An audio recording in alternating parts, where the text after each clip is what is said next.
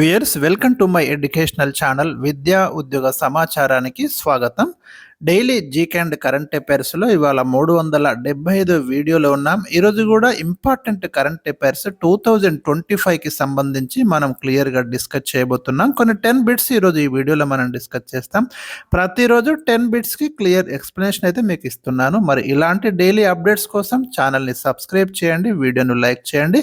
ఈరోజు question number 1, భారతదేశంలో మొట్టమొదటి ఏఐ ఆధారిత ప్రాంతీయ భాషా న్యూస్ యాంకర్ పేరు ఏమిటి?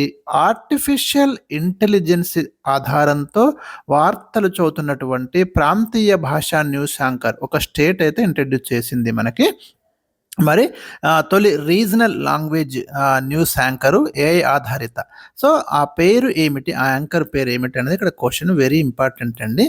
ఇక్కడ రైట్ ఆన్సర్ వచ్చేసి అంకిత, అస్సాం రాష్ట్రం ఇంట్రడ్యూస్ చేసింది. క్వశ్చన్ నెంబర్ 2, ప్రాథమికోన్నత పాఠశాలల్లో విద్యార్థులకు వార్తాపత్రికల పఠనాన్ని తప్పనిసరి చేసిన రాష్ట్ర ప్రభుత్వం ఏది? రీసెంట్గా ఒక స్టేట్ గవర్నమెంట్ ఏం చేసిందంటే విద్యార్థులలో ఈ రీడింగ్ హ్యాబిట్ని డెవలప్ చేయడానికి ప్రతి స్కూల్లో కూడా మనకి ఈ న్యూస్ పేపర్ రీడింగ్ అనేది కంపల్సరీ చేసింది అన్నట్టు. ఆ స్టేట్ ఏది అనేది మనకు క్వశ్చన్ అండి. రీసెంట్గా వచ్చింది. ఇక్కడ 4 ఆప్షన్స్ ఇచ్చాను నేను: పంజాబ్, ఉత్తరప్రదేశ్, కేరళ, గోవా. రైట్ ఆన్సర్ మీరు గెట్ చేయండి. ఇక్కడ 4 ఆప్షన్స్ ఉన్నాయి. వార్తాపత్రికల పఠనాన్ని స్కూల్స్లో తప్పనిసరి చేసిన రాష్ట్ర ప్రభుత్వం ఏది? రీసెంట్గా Punjab, UP, Kerala, Goa. Right answer వచ్చేసి మనకి యూపీ అండి. ఉత్తరప్రదేశ్ ఈ నిర్ణయం తీసుకుంది. క్వశ్చన్ నెంబర్ 3, దేశంలో మొట్టమొదటి క్వాంటమ్ కంప్యూటింగ్ గ్రామాన్ని ఏ రాష్ట్రంలో ఏర్పాటు చేయనున్నారు? క్వాంటమ్ టెక్నాలజీ అనేది మనకి రీసెంట్గా అందుబాటులోకి వచ్చింది. సో ఒక స్టేట్లో మనకి ఈ క్వాంటమ్ కంప్యూటింగ్ విలేజ్ అంటే దీన్ని ఏర్పాటు చేస్తున్నారు. ఈ సంస్థను ఏ రాష్ట్రంలో అలాంటి గ్రామాన్ని ఎస్టాబ్లిష్ చేస్తున్నారు అనేది క్వశ్చన్. ఇక్కడ ఆప్షన్స్ ఇచ్చాను చూడండి. మీకు 3 ఆప్షన్స్ ఇచ్చాను నేను: కర్ణాటక, తెలంగాణ, ఆంధ్రప్రదేశ్. రైట్ ఆన్సర్ ఊహించండి. దేశంలో ఫస్ట్ క్వాంటమ్ కంప్యూటింగ్ విలేజ్ని ఏ రాష్ట్రంలో ఏర్పాటు చేయబోతున్నారు?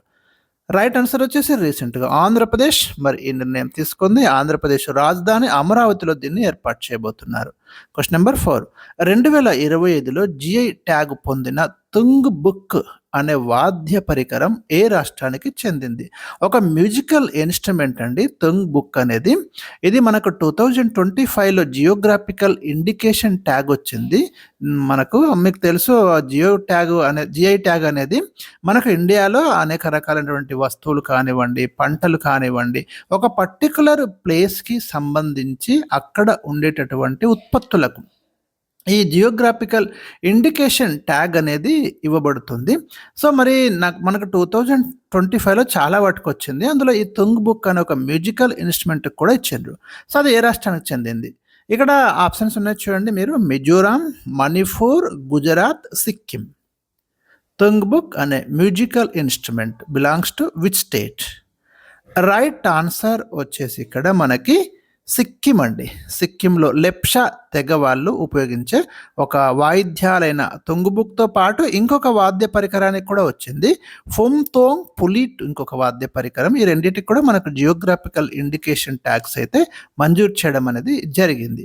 ఇంకా మీకు 2025లో జిఐ ట్యాగ్ పొందిన కొన్ని ఇంపార్టెంట్ ఇక్కడ ఇచ్చాను, లిస్ట్ ఇచ్చాను, వెరీ ఇంపార్టెంట్ అండి. ఒకటి చపాటా మిర్చి, మనందరికి తెలుసు, తెలంగాణ నుంచి, చాలా చాలా ఇంపార్టెంట్.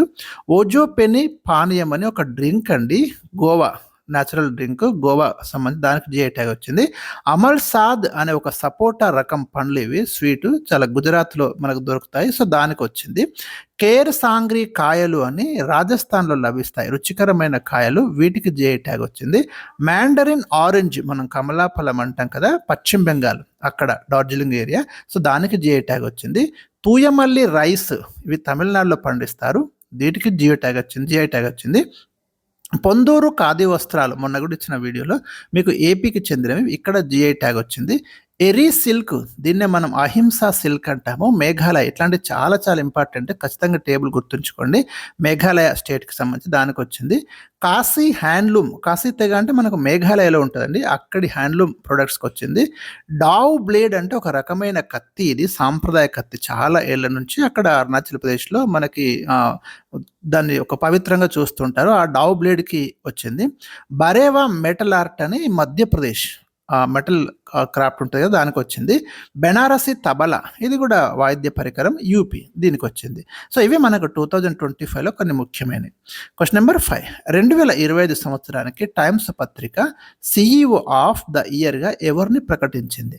ఎవరైతే మనకు ఆయా సంస్థలకు సిఈఓస్ ఉంటారు కదా, చీఫ్ ఎగ్జిక్యూటివ్ ఆఫీసర్స్, సో అంటే ముఖ్యమైన కార్యనిర్వహణాధికారి అంటాం కదా, సో వాళ్ళకి ఎవరిని మనకు సిఈఓ ఆఫ్ ద ఇయర్గా అనౌన్స్ చేసింది టైమ్స్ పత్రిక 2025 కోసము. రైట్, ఇక్కడ 4 ఆప్షన్స్ ఉన్నాయి చూడండి. నీల్ మోహన్, సత్య నాదెల్లా, సుందర్ పిచాయ్, ముఖేష్ అంబానీ. ఆన్సర్ గెట్ చేయండి. 2025 కోసం సిఈఓ ఆఫ్ ద ఇయర్గా ఎవరిని టైమ్స్ పత్రిక అనౌన్స్ చేసింది? రైట్ ఆన్సర్ వచ్చేసి యూట్యూబ్ సిఈఓ నీల్ మోహన్ అండి. మన ఇండియాకి లక్నో నగరానికి చెందిన వ్యక్తి యూట్యూబ్ సిఈఓగా ఉన్నారు. సో ఇతనికి సిఈఓ ఆఫ్ ద ఇయర్గా అనౌన్స్ చేయడం అనేది జరిగింది. క్వశ్చన్ నెంబర్ 6, ప్రస్తుతం భారతదేశంలో అత్యధిక మార్కెట్ విలువ ఉన్న సంస్థ ఏది? రైట్, ఇక్కడ 4 ఆప్షన్స్ ఇచ్చాను మీకు. TCS, Reliance industries, ONGC, HAL అంటే Hindustan aeronautics limited, ONGC oil and natural gas corporation, Tata consultancy services, Reliance industries. ఏది ఇండియాలో అత్యధిక వర్తున్నటువంటి సంస్థగా మనకి నిలిచింది 2025? రైట్ ఆన్సర్ వచ్చేసి మనకి రిలయన్స్ ఇండస్ట్రీస్, ముఖేష్ అంబానీకి సంబంధించింది. 21 లక్షల కోట్లు. సెకండ్ ప్లేస్ వచ్చేసి మనకు హెచ్డిఎఫ్సి బ్యాంక్ ఉందండి, 16 లక్షల కోట్లు. క్వశ్చన్ నెంబర్ 7, భారతదేశం 2025లో ఉత్పత్తి చేసిన రెన్యూవబుల్ ఎనర్జీ సామర్థ్యం ఎన్ని గిగావాట్స్ ఉంది? రెన్యూవబుల్ ఎనర్జీ అనేది మనకి పునరుద్ధరించదగినటువంటి రిసోర్సెస్ నుండి తయారు చేస్తారు. అంటే సోలార్ పవర్ కానివ్వండి, వాటర్ మనకి అదేవిధంగా విండ్ పవర్ కానివ్వండి, ఇలాంటి పునరుద్ధరింపదగినటువంటి వనరుల నుండి తయారు చేసేది మనకి రెన్యూవబుల్ ఎనర్జీ అన్నట్టు. శిలాజ ఇంధనాలు అంటే పెట్రోలు, న్యాచురల్ గ్యాస్, అలాంటివన్నీ శిలాజ ఇంధనాలు, బొగ్గు. వాటి నుంచి కాకుండా మెల్లమెల్లగా మనం ఏం చేస్తున్నాము, ఈ పునరుద్ధరింపదగినటువంటి వనరులలోకి వెళ్ళిపోతున్నాం. వాటిని రెన్యూవబుల్ ఎనర్జీ సోర్సెస్ అంటారు. సో అది మనం ఎంత మనం సాధించినామంటే 2025లో మన సామర్థ్యం 260 గిగావాట్లు.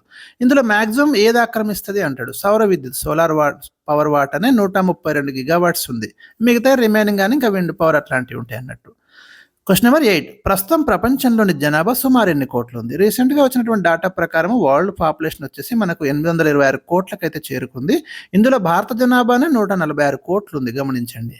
క్వశ్చన్ నెంబర్ 9, 2025లో ప్రపంచంలో అత్యంత సంపన్నమైన సంస్థగా ఏది రికార్డు సృష్టించింది? రైట్, డైరెక్ట్ ఆన్సర్ ఇచ్చాను.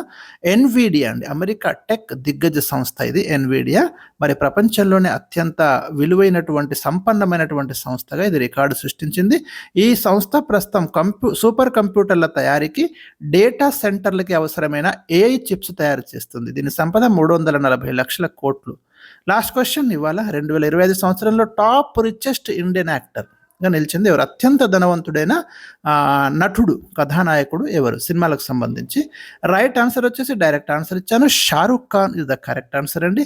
సో ఇవ్వండి నేను ఈరోజు ఇచ్చినటువంటి ముఖ్యమైన క్వశ్చన్స్. రేపటి వీడియో కోసం తప్పకుండా వెయిట్ చేయండి. అప్డేటెడ్ లేటెస్ట్ ప్రామాణికమైన సమాచారాన్ని మీకు ఎప్పటికప్పుడు ఈ ఛానల్ అయితే అందిస్తుంటుంది. వీడియో చూసిన ప్రతి ఒక్కరు లైక్ చేయండి, షేర్ చేయండి. Thank you for watching.